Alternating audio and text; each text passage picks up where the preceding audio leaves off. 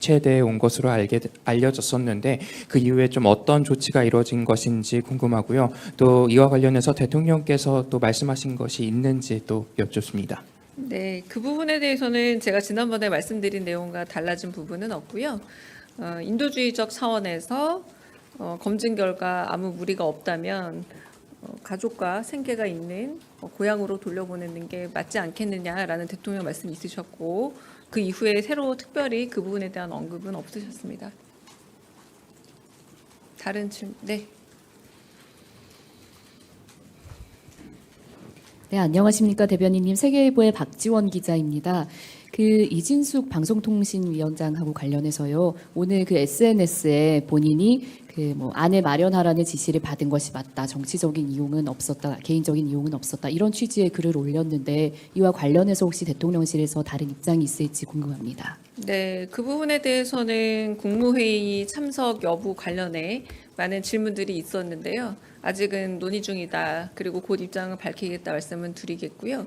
두 가지 오류 사항을 개인적으로 좀 짚어주겠습니다. 잘못된 부분을 정정했다라는 표현을 했는데 올바르지 않습니다. 정정했다는 표현은 올바르지 않고요. 그리고 지시와 의견 개진이 헷갈린다면 더더구나 국무회의에 참석해서 발언할 자격이 없다고 개인적으로 생각합니다. 네. 다른 질문 없으실까요? 네. 네, OBS 최현성입니다.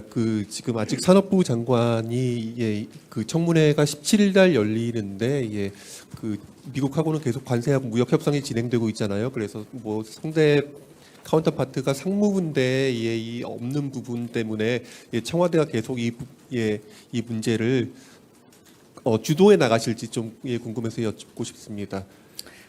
제가 알기로는 통상교섭 본부장께서 나가 계시죠. 그 역할과 위성락 안보실장께서 정상회담을 비롯한 통상교섭 문제까지 전부 고위층 만남을 갖고 돌아오시기 때문에 정부 2학기에 있어서의 발생한 공백의 문제는 당연히 예측 가능한 거고, 그리고 청문회 일정이 있는데 그 부분을 공백으로 하기는 좀 어렵지 않을까 싶습니다. 그 공백이 있더라고 하더라도 굉장히 뭐 예상 가능한 공백이고 어느 국가나 정권이 바뀔 때 있는 거고요. 그리고 저희는 안보실장께서 그 이상의 역할을 해내고 있다고 보고 있습니다. 다른 질문 있으실까요? 네.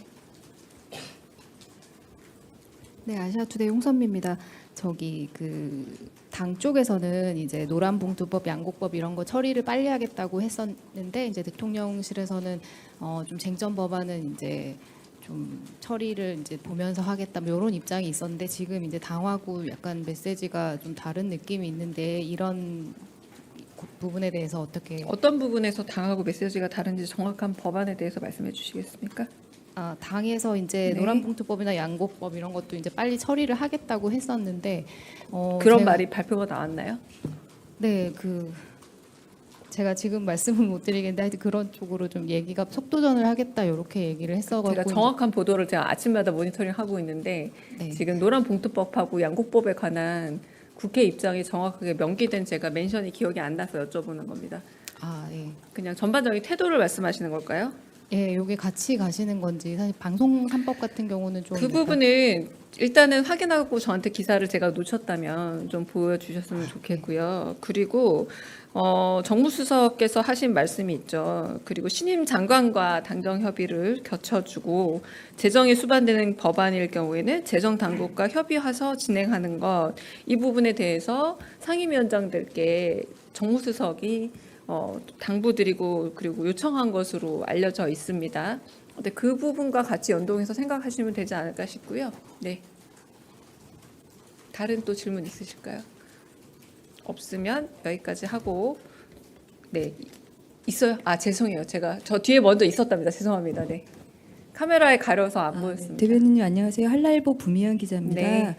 지금 진행하고 계시는 타운홀 미팅 지역 순회하고 계시는데요. 남아 있는 지역이 강원, 제주 등 이렇게 쭉 있는데 좀 일정 잡힌 게 있으면 좀 말씀 부탁드리고, 그리고 형식에 있어서 기존과 같은 형식이 그대로 유지되는지 조금 뭐 이렇게 민원성 이런 발언들도 많이 있어서요. 어떻게 좀 변화가 있는지도 궁금합니다.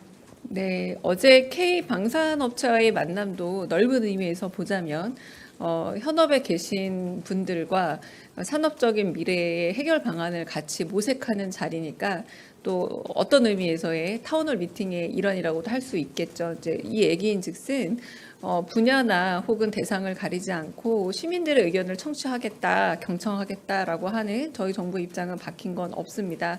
방금 말씀하신 것처럼 어느 지역을 정해서 어떻게 타운홀 미팅을 가겠다라는 거는 저희가 애초에 정례적으로 주기적으로 하겠다라고 말씀드린 적은 없고, 하지만 어떤 사안이든 무르익어서 그 부분에 대해서 대통령이 직접 듣고 그리고 한편으로 그 갈등 조정에 있어서 필요하다라고 생각하면 언제든 타운홀 미팅 양식 혹은 그런 그 정말 딱 그 자리에 가는 양식이 아닐지라도 시민들의 의견을 경청하는 이 흐름은 이어질 것이다라고 말씀드리겠습니다.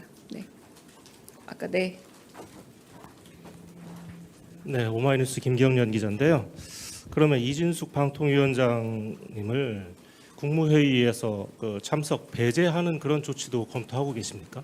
뭐 그 부분은 여러 다양한 방법들 그리고 뭐 그 검토를 한다 안 한다란 아직은 논의조차는 없습니다. 그런데 지금 이진숙 방통위원장 같은 경우는 의결권 없고 발언권 있지만 발언권은 한편으로 주재하신 대통령께서 발언권을 부여할 때 발생하는 거기도 하죠. 그런데 지금까지 모든 국무회의에서 발언권을 그냥 허용했었습니다. 근데 그런 부분에 있어서 여러 가지 일종의 비공개 회의 내용이 먼저 노출이 돼서 일종의 방송통신위원장과 관련된 부분만 개인정치에 활용이 된다라거나 이런 부분이 있었기 때문에 좀 개인적인 생각입니다만 고려할 수 있다는 생각이 들고요.